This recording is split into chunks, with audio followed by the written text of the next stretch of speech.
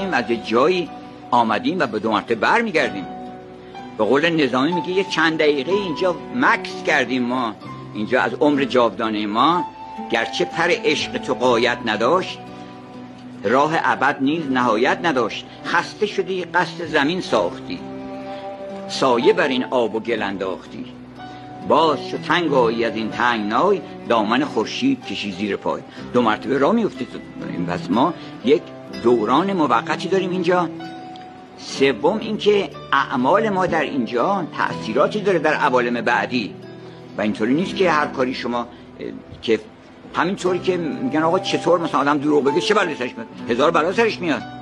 شما اگر که یه ذره 4 تا دونه قوره بخورین سردیتون میکنه. این انقدر حساس این بدن ما، کمترین اشکالاتی ایجاد بشه فوراً سر صدا میکنه، درد تولید میکنه، اعلام میکنه.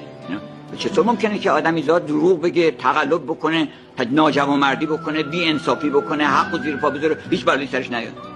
خیلی اشتباه میکنن بعضیا که فکر میکنن که بالاخره کسی نمیفهمه. سیر رو انگلیس‌ها میگن شما در پشت در صندوق خونه‌تون میخورین ولی تا 7 محله گوش میره. معلومه که شما دروغ گفتی. اگه کسانی حساس باشن حتی تو چهره آدم هم یواش یواش این آثار این که آدم یک خطایی کرده در چیزش آشکار میشه.